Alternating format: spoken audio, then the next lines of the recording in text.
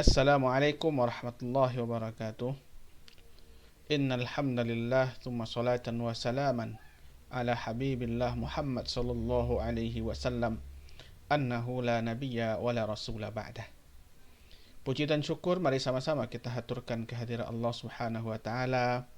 Semoga Allah senantiasa menjaga kita, melindungi kita dari berbagai macam bentuk bara bahaya dalam kehidupan ini. Selanjutnya salawat dan salam teruntuk junjungan kita yakninya Nabi Muhammad sallallahu alaihi wasallam, tauladan dalam kehidupan menjadi pimpinan umat Islam dunia dan akhirat. Baik, ananda semuanya, pada kesempatan kita kali ini pertemuan yang ke-8 pada mata kuliah fikih ibadah. Pembahasan kita itu adalah tentang puasa, ya. Jadi materi kita yang ke-8 ini adalah tentang puasa. Pengertian puasa. Secara bahasa, puasa dalam bahasa Arab disebut juga dengan shoma yasumu shauman au siyaman. Yang maknanya itu adalah al-imsak, yaitu menahan. Sedangkan secara istilah, imsaku makhsusin min syakhsin makhsusin fi waqtin makhsusin bisyara'id, ya. Yaitu menahan hal tertentu yang dilakukan oleh orang-orang tertentu pada waktu tertentu dengan memenuhi syarat yang telah ditentukan. Pensyariatan puasa. Dalam Al-Quran, dalam surah Al-Baqarah ayat 183, Allah berfirman, Ya ayyuhalladzina amanu kutiba alaikumus siyam kama kutiba alal ladzina min qablikum la'allakum tattaqun. Ini ayat yang sering kita dengarkan atau populer atau masyhur ketika bulan Ramadan, yang mana ayat ini menjelaskan bahwasanya kewajiban berpuasa bagi orang-orang yang beriman. Dalam sebuah hadis yang disampaikan oleh Abdullah bin Ibnu Umar dari Rasulullah SAW, Bunyal Islamu ala khamsin, syahadati anna la ilaha illallah wa anna Muhammadar Rasulullah, wa iqamis salati wa ita'iz zakati wal hajj wa shaumir ramadana. Jadi pilar Islam itu ada 5. Pertama syahadat, yang kedua salat, yang ketiga zakat, yang keempat itu adalah melaksanakan ibadah haji bagi yang sanggup, dan kemudian berpuasa di bulan Ramadan. Rukun dan syarat puasa. Rukun puasa itu ada 2. Yang pertama itu adalah an-niyah, yaitu berniat untuk melaksanakan ibadah puasa tersebut. Yang kedua, menahan diri dari hal-hal yang dapat membatalkan puasa, dari terbit fajar sampai tenggelamnya matahari. Karena memang puasa itu maknanya adalah menahan. Jadi yang kita tahan itu adalah hal-hal yang dapat membatalkan puasa, berupa makan dan minum dan seterusnya. Ini kita jelaskan nanti pada hal-hal yang membatalkan puasa. Syarat berpuasa. Syarat puasa itu yang pertama muslim, ya, berarti dia beriman kepada Allah Subhanahu wa taala. Kalau seandainya ada non-muslim berpuasa, maka puasa itu tidak bisa dikatakan ibadah, ya. Karena puasa yang beribadah, yang dianggap ibadah itu adalah dari seorang muslim. Yang kedua baligh, artinya dia sudah mencapai usia yang dianggap dewasa menurut syara'. Yang kedua berakal, berarti dia memiliki pikiran yang sehat. Dan kemudian mampu untuk berpuasa, ya. Maksudnya di sini adalah tidak diwajibkan puasa bagi orang yang sakit, ya, atau memiliki fisik yang lemah, yang memiliki penyakit menahun. Nah, maka bagi mereka itu diwajibkan untuk membayar fidyah. Tidak wajib bagi mereka berpuasa, ya. Karena dalam Al-Qur'an dikatakan wa 'alal ladzina yutiqunahu fidyatun ta'amu miskin, ya. Jadi kalau seandainya dia tidak sanggup untuk berpuasa karena memang kondisi fisiknya yang lemah, sakit dan sebagainya, maka dia bisa menggantinya dengan fidyah. Selanjutnya muqim, tidak dalam keadaan safar, dalam perjalanan maksudnya. Jadi kalau dalam keadaan safar, maka dia boleh mendapatkan rukhsah. Artinya adalah membatalkan puasanya pada hari itu dan menggantinya pada hari yang lain. Yang keenam, ini khusus bagi perempuan, dia itu harus suci dari haid dan nifas, ya. Jadi kalau seandainya perempuan itu haid, maka dia tidak boleh berpuasa, ya.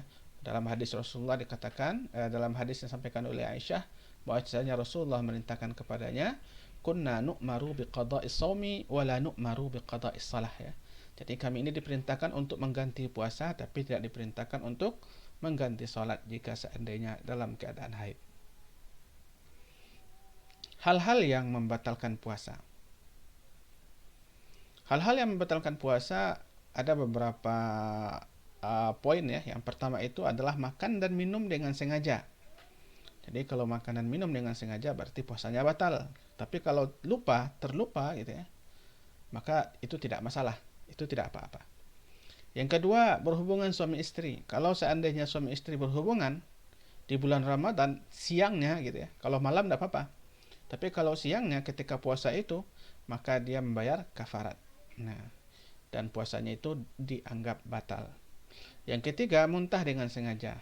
Ya, kalau tidak sengaja tidak apa-apa. Tapi kalau disengaja dengan memasukkan jari ke kerongkongan lalu kemudian muntah, maka puasanya batal. Kemudian merokok, walaupun kita tidak makan dan minum ya, tapi merokok ini juga terkategori hal yang dapat membatalkan puasa. Nah, kemudian hilang akal karena gila atau epilepsi atau ayan ya. Lalu kemudian mengeluarkan mani dengan sengaja, lalu keluar dari agama Islam, murtad. Jadi kalau seseorang berpuasa di pagi harinya, siang harinya dia murtad, maka puasanya batal. Bentuk-bentuk puasa wajib. Yang pertama adalah puasa Ramadan. Syahrul Ramadan alladzi unzila fihi al-Qur'anu hudan lin-nasi wa bayyinatin minal huda wal furqan. Faman syahida minkum asy-syahra falyasum. Maka siapa yang menyaksikan bulan Ramadan maka wajib baginya untuk berpuasa. Karena ayat 183 mengatakan kutiba 'alal ladzina min qablikum. Ya ayyuhalladzina amanu kutiba 'alaikumusiyam. Diwajibkan kepada kamu untuk berpuasa. Yang diwajibkan di sini adalah puasa di bulan Ramadan. Maka jika seandainya ketentuan tadi terpenuhi, maka dia wajib berpuasa dan kemudian puasa itu dilakukan selama sebulan penuh, yang mana Ramadan itu bisa saja 29 hari atau 30 hari. Yang kedua itu adalah puasa nazar. Jadi jika seandainya seseorang bernazar untuk melaksanakan sebuah puasa, maka puasa itu wajib hukumnya. Nah, dalam surat Maryam ayat 26 dikatakan, "Faquli inni nadartu lirrahmani shauma falan ukalliman al-yawma insiya." Maka katakanlah sesungguhnya aku telah bernazar berpuasa untuk Tuhan yang Maha Pemurah, maka aku tidak akan berbicara dengan seorang manusia pun pada hari ini. Nah, ini kalau seandainya sudah bernazar untuk berpuasa, maka wajib dilaksanakan. Yufuna bin nadri wa yakhafuna yawman kana syarruhu mustatira. Mereka menunaikan nazar dan takut akan suatu hari yang azabnya merata di mana-mana. Jadi ingat, kalau seseorang sudah bernazar untuk melaksanakan ibadah puasa, maka puasa itu wajib dilaksanakan. Selanjutnya puasa-puasa sunnah ya. Apa saja yang terkategori puasa sunnah? Yang pertama yaitu adalah puasa Senin Kamis ya. Tu'radul a'malu yawma itsnaini wal khamisi fa uhibbu ay yu'rada 'amali wa ana sha'imun. Ini kata Rasulullah SAW, amalan manusia itu diangkatkan pada hari Senin dan Kamis, maka kemudian aku sangat suka ya jika seandainya amalan aku itu diangkat dan aku dalam keadaan berpuasa. Ini dalil yang menjelaskan tentang puasa Senin Kamis. Kemudian puasa Asyura. Wa su'ila an shaumi yaumi Arafah faqala yukaffiru as-sanata al-madiyah wal baqiyah. Qala wa su'ila an shaumi yaumi Asyura faqala yukaffiru as-sanata al-madiyah. Jadi ketika Rasulullah ditanya tentang puasa Arafah, beliau menjawab, Arafah itu dapat menghapus dosa setahun yang lalu dan setahun setelahnya. Lalu kemudian ditanya tentang puasa Asyura, beliau menjawab, puasa Asyura itu akan menghapus dosa setahun yang telah berlalu. Ini puasa Asyura yang dilaksanakan pada tanggal 10 Muharram. Lalu kemudian ada puasa Tasu'a. Nah, jadi Tasu'a ini dilaksanakan pada tanggal 9 Muharram. Nah, kenapa dilakukan oleh Rasulullah SAW atau dijanjikan oleh Rasulullah untuk melaksanakannya? Karena dalam sejarah dikatakan Rasulullah tidak pernah melaksanakan hal itu, sehingga kemudian terkategorilah ini sebagai sunnah hamiyah. Jadi, ya Rasulullah, innahu yaumun tu'azzimuhu al-yahudu wan nasara فإذا كان العام المقبل إن شاء الله صومنا اليوم 9 فلم يأتي العام مقبل حتى توفي رسول الله صلى الله عليه وسلم. Jadi wahai Rasulullah, hari ini adalah hari yang diagungkan oleh Yahudi dan Nasrani, ya, karena tanggal 10 itu dalam keyakinan mereka diselamatkan Musa. Dan kata Rasulullah, "Nanu ahaqqu bi Musa." Kita lebih berhak daripada Yahudi Nasrani itu tentang Nabi Musa. Lalu kemudian Rasulullah mengatakan, apabila tiba tahun depan, insya Allah kita akan berpuasa pada hari ke-9. Ibnu Abbas mengatakan belum sampai tahun depannya Rasulullah SAW telah wafat, dipanggil menghadap Allah Subhanahu wa Ta'ala. Jadi hadis ini terkategori dengan sunnah hamiyah, itu cita-cita Rasulullah SAW. Puasa Daud. Nah, ahabbus salati ilallahi salatu Daud alaihi salam, wa ahabbus siyami ilallahi siyamu Daud. Wa kana yanamu nisfal laili wa yaqumu thuluthahu wa yanamu sudusah wa yasumu yawman wa yuftiru sawman. Nah, jadi Nabi Daud itu berpuasa satu hari dan kemudian berbuka satu hari. Jadi diselang-selingi. Sekarang berpuasa, besok tidak, setelahnya itu berpuasa lagi. Jadi tidak boleh kita berpuasa sepanjang hari, ya. Setiap hari itu tidak boleh. Karena puasa yang terbaik itu adalah, di antara puasa sunnah itu adalah puasa Daud. Kemudian selanjutnya puasa bid, ya. Puasa putih, ya. Awsani khalili bi thalathin la ada'uhunna hatta amuta sawma thalathati ayyamin min kulli syahrin wa salati duha wa naumi ala witr. Kekasihku yaitu Rasulullah SAW berwasiat kepadaku 3 nasihat, ya, kata Abu Hurairah ini. Yang pertama itu adalah puasa 3 hari setiap bulannya, puasa bid, yaitu puasa pada tanggal 13, 14 dan 15, ya. Dan kemudian mengerjakan sholat duha, mengerjakan sholat witir sebelum tidur, dan perlu diketahui bahwasanya yang dimaksud dengan tanggal tadi itu adalah tanggal dari penghitungan bulan Qamariyah, bukan bulan Syamsiyah, ya.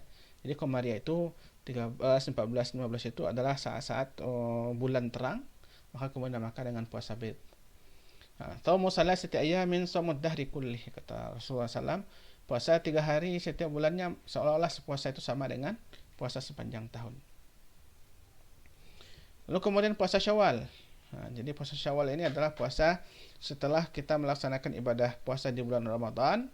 Pada 1 Syawal kita merayakan hari raya Idul Fitri, dan kemudian mengikuti puasa 6 hari pada bulan tersebut. Tidak mesti berurutan, tapi cukup 6 hari selama bulan Syawal.